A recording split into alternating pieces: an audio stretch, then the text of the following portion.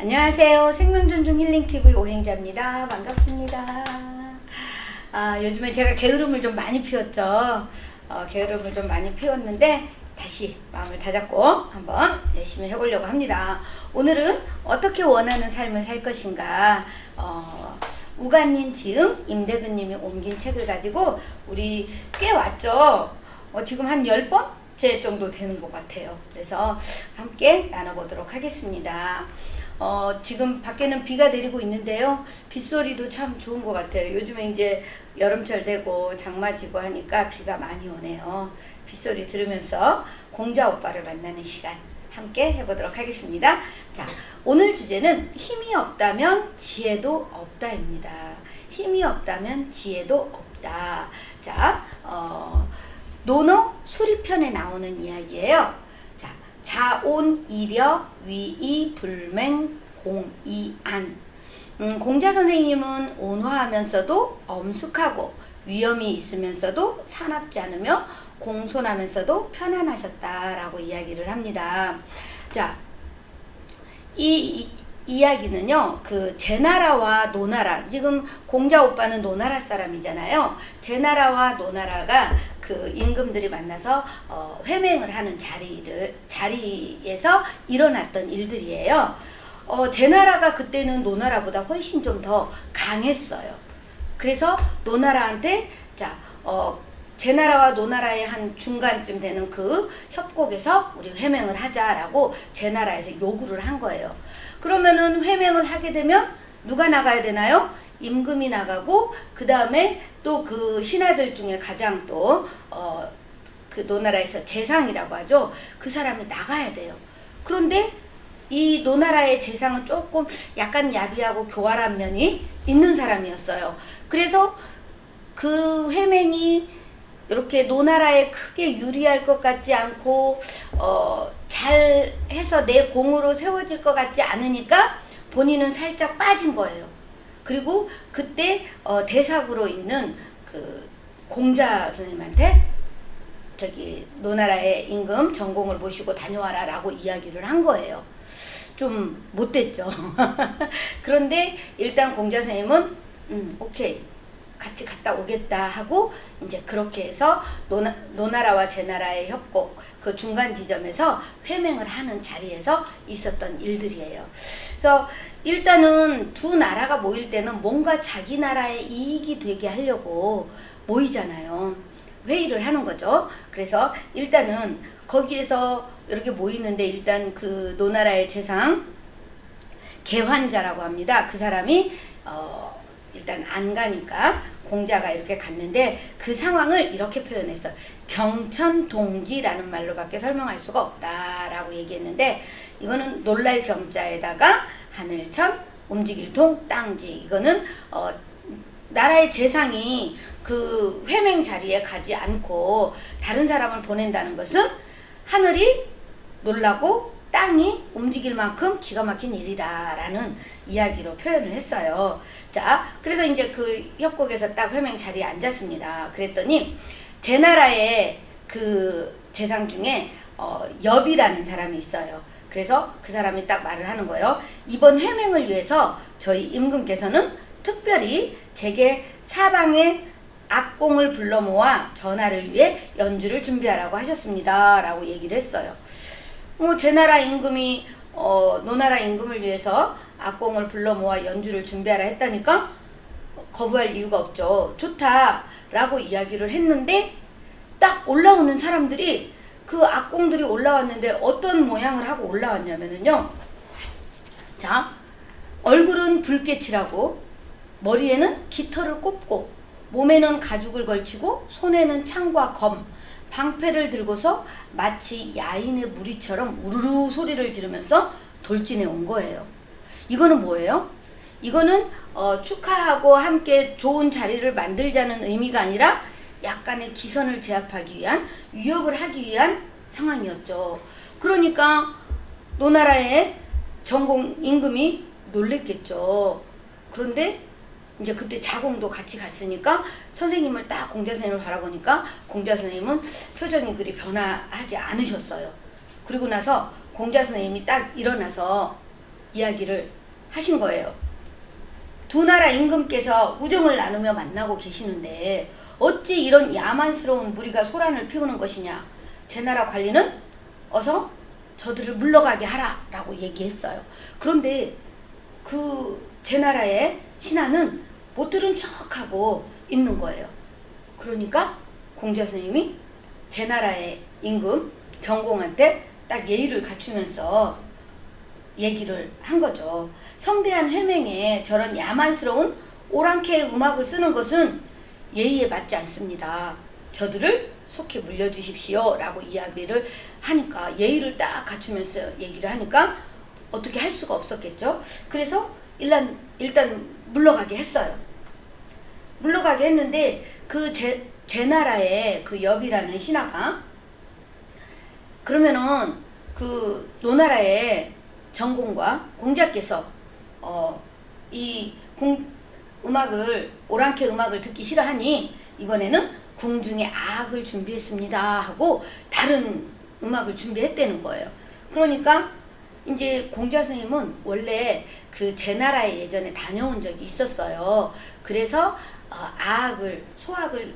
악이나 소악이 얼마나 아름다운 음악인지를 알아요. 그래서 기분 좋게 이제 딱 기대를 하고 있었죠. 그 옛날에 그 소악을 들으면서 석 달 동안 고기 맛을 모를 만큼 그 음악에 심취했던 공자의 기억이 있으니까. 그런데 상황이 또 이상하게 바뀌어진 거예요. 그것은 악이 아니라 난장이들이 이상한 춤을 추면서 막 등장을 다 한 거예요. 그러니까 어때요?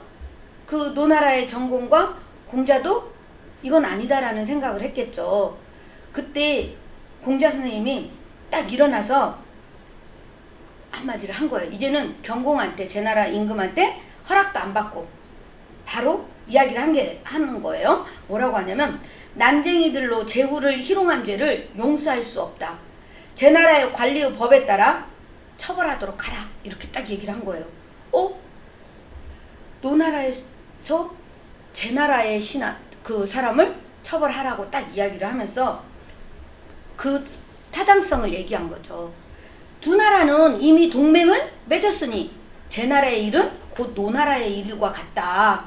노나라의 사마는 명령을 들어 즉시 제 나라를 대신해 제후를 희롱한 저들을 법에 따라 참수하도록 하라. 이렇게 얘기한 거예요. 그러니까 어떻게 됐어요? 일단은 물러나게 됐죠. 물러나게 되니까 이번에는 이제 공자가 이야기를 한 거예요. 응? 노나라 임금께서도 이번 회맹을 위해서 궁정의 악대를 준비했습니다. 감상해 보시지요 하고 얘기를 한 거예요. 지금 이제 제 나라에서 그런 그 오랑캐 음악을 하고 막 난장이들이 와서 이렇게 이상한 춤을 추게 했는데 그것을 다 물리치고 니네가 그렇게 했어? 우리도 준비했어 라고 하면서 딱 그 음악을 준비를 했다고 얘기를 했어요. 그래서 노나라의 8일무라고 하죠. 노나라는 이제 주나라의 속국이었기 때문에 줄의 규정에 따라 주나라의 천자, 그러니까 주나라의 그 제후국들이 제나라, 노나라, 뭐 여러 송나라 나라들이 있었던 거예요. 그래서 그 천자가 있고 그 밑에 제후들이 있는 거죠. 그래서 노나라의 정공은 주나라의 제후가 되는 거죠. 그래서 노나라의 제후만이 이런 음악과 춤을 누릴 자격이 있었던 거예요. 이 8일무를 누릴 자격이 있었던 거예요. 또 더 낮은 데는 6일무를 하고, 또 더 낮으면 4일무를 하고, 이렇게 음악에도 연주를 하는 것도 이제 그 직급에 따라서 다르더라고요. 그래서 일단 8일무를 딱 준비했어요. 그래서 이제 노나라가 비록 약하지만 여전히 주나라 천자의 대리인임을 확인시켜주는 그런 거였죠. 그래서 일단 그렇게 해서 분위기를 좋게 해갖고 첫날 회맹을 잘 마쳤어요. 얼마나 불안했겠어요. 그런데 그 공자의 담대함, 공자는 늘 예의나 갖추고 공부나 하고 이런 사람으로 생각을 했는데 딱 위험 있게 그렇게 제 나라를 이제 물리치고 그 악공들을 물리치고 뭐 전날 저기 난장이들을 다 참수하라 막 이렇게 얘기할 만큼 그렇게 위엄과 담대함이 있었던 거죠. 그래서 이제 잘 마무리가 되고 다음날 이제는 그 회맹을 하면서 우리 이렇게 조약을 하자 하고 이제 사인만 하면 되는 그런 자리에 왔어요. 그래서 이제 좋게 잘 끝날 거라고 생각을 했는데 이제 사인하기 바로 직전에 이제 상황이 돌변하기 시작을 한 거예요. 제나라 측에서 갑자기 항목을 하나 보충하자고 얘기를 한 거예요. 그러니까 노나라는 갑자기 좀 당황을 했죠. 그러면서 제나라가 노나라한테 항목을 추가하자고 한 게 뭐였냐면, 자, 제나라 측에서 갑자기 항목을 보충하자고 나왔다. 제나라가 출병을 해 다른 나라를 정벌하고자 할 때 노나라는 반드시 300승의 병거를 보내야만 하며 그렇지 않으면 동맹은 무효화된다는 내용이었다. 자, 제나라가 나중에 다른 나라와 전쟁을 하면 너네는 300승을 이렇게 그 군인들을 병사들을 내보내야 된다라는 이야기였죠. 결국은 뭐예요? 노나라를 이용하자는 것밖에 안 됐거든요. 그래서 만약에 이렇게 안 하면 그때는 제나라가 힘이 훨씬 더 셌으니까 이제 그렇게 회맹을 파기하겠다 이렇게 얘기를 한 거예요. 그러니까 마지막 순간에 불시에 이제 창을 던지는 살수간 수법을 써서 노나라를 압박했던 거죠. 그러니까 어때요? 노나라 임금 입장에서는 모욕과 분노가 뒤섞여서 수염이 막 떨릴 만큼 노나라 전공이 이제 불안해하고 있는 거죠. 결국 그렇게 했을 때는 노나라는 제나라의 속국이 되는 그런 상황이 되는 거예요.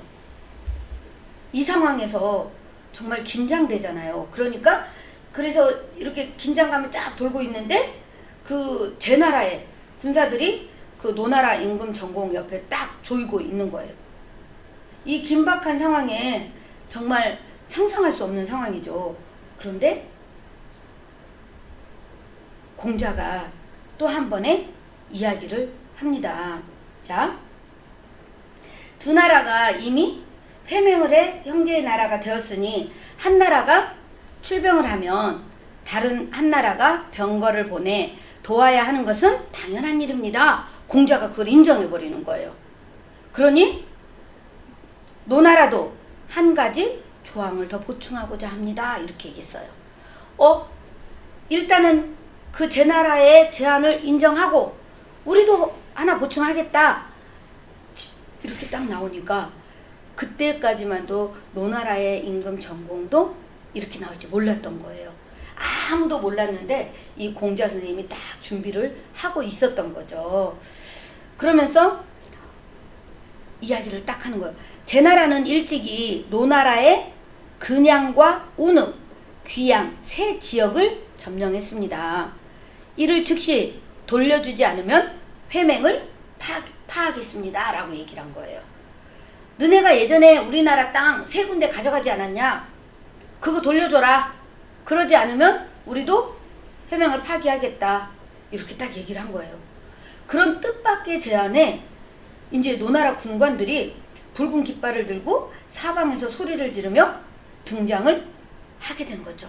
그때 이제 공자가 딱 손짓을 한 거예요. 그렇게 제안을 하고 노나라 군사들이 여기저기서 쭉 나오니까 이 제나라 사람들이 얼마나 놀랬겠어요. 이 협곡 속에서 수많은 노나라 군사가 나타나자 이 상황은 매우 더 긴박해진 거죠. 그러니까 그 제나라 경공이 놀래갖고 이렇게 얘기한 거예요. 어찌 이렇게 많은 군사를 불러온 게요? 설마 다른 생각을 하고 있는 것은 아니오? 이렇게 물었죠. 그러니까 공자가 딱 얘기한 거예요. 그럴 리가 있겠습니까? 노나라는 예의를 가장 중요하게 생각하는데 어떻게 임금을 상하게 할 수 있겠습니까? 군사들을 이렇게 불러 모은 것은 두 나라 군주의 안전을 지키고자 함입니다. 라고 딱 얘기를 하니까 할 말이 없잖아요. 두 나라의 임금을 지키기 위해서 이렇게 준비를 한 거다. 라고 얘기를 하니까 제나라 경공이 할 말을 잃었어요. 결국은 제나라는 공자 선생님의 조건을 받아들이고 회맹을 맺게 되었던 거죠. 그래서 노나라는 정말로 잃었던 땅 3군데를 다시 돌려받게 됐잖아요. 그래 놓으니까 어때요? 너무 좋았던 거죠. 그래서 이제 제나라는 여러 해 동안 제나라가 강해졌고 노나라는 약해져서 노나라가 늘 손해를 보고 살아왔어요. 그런데 이번에는 제나라가 침략했던 영토를 받아오게 되었으니 이토록 큰 승리는 모두에게 기쁨이다 이렇게 됐죠. 그래서 제나라 경공이 노나라 전공을 무력으로 위협하려 했다가 오히려 노나라 병사들에게 둘러싸여 겁을 먹었던 그런 표정. 그래서 결국은 뭐냐면은요, 문을 섬기는 사람도, 우리가 지식이나 학문을 섬기는 사람도 반드시 물을 준비해야 한다고 이야기를 하는 거예요. 결국은 우리가 공자 선생님이 예의를 갖추고 늘 학문을 이야기하지만 뭘 했어요? 딱 군사들을 미리 준비를 딱 해놓은 거죠. 그리고 제나라의 경공이 딱 보충하자는 항목을 내놓았을 때 그것을 딱 인정하고 노나라에서도 하나 제안을 딱 할 수 있었던 것. 자, 그래서 이런 부분들이 결국은 우리가 처음에 이야기했던 것처럼 그런 엄숙함, 온화하면서도 엄숙함을, 위험이 있으면서도 사납지 않고 공손하면서도 편안함이 함께 있어야 된다. 우리는 어느 한 가지만 잘해서 되는 건 아니라는 거죠. 늘 균형이죠. 문과 무의 균형. 그래서 음향의 균형을 이루듯이 그렇게 공자의 가르침을 그런 회맹 자리에서 또 한 번 배우게 되는 계기가 되었습니다. 그래서 그 공자가 이제 제자들한테 이야기를 해주는 거예요. 자공한테. 자공아, 책을 읽더라도 결코 책벌레는 되지 말아야 하느니라. 일을 함에도 도리와 기술이라는 두 측면을 구분해야 한다. 강함과 부드러움이라는 수단은 모두 기술의 표현이다. 일을 하는 수단과 방식에서는 둘 모두를 갖추어야 하고 둘 모두를 중시해야 하느니라. 부드러워야 할 때는 부드러워야 하고 강해야 할 때는 강해야 하는 것, 그것이 바로 삶의 지혜니라 이렇게 이야기를 해줬어요. 자, 여러분은 어떠세요? 부드러움만 가지고 계신가요? 아니면 혹시 강함만? 때로는 우리가 부드러워야 할 때는 부드럽고 강해야 될 때는 강할 수 있는 그런 것, 지혜를 갖추어야 된다라는 얘기예요. 자, 공자의 가르침, 부드러움과 강함을 동시에 갖추되 두 가지 모두 굳세게 한다. 문무를 겸비하고 부드러움과 강함을 함께 갖추며 사랑과 위엄을 모두 베풀 때 가장 큰 성공과 승리를 얻을 수 있다라고 이야기를 하네요. 자, 그래서 결국은 힘이 없다면 지혜도 없는 것이다 라는 우리 공자 선생님의 이야기 함께 나누어 봤습니다. 우리 시청자님들도 그런 문과 무, 또 힘과 지혜를 모두 갖추는, 강함과 부드러움을 갖추는 아름다운 삶이 되기를 기대하면서 오늘 방송 마치겠습니다. 구독, 좋아요, 알림, 댓글로 응원해 주시고요. 고맙습니다. 사랑합니다. 축복합니다.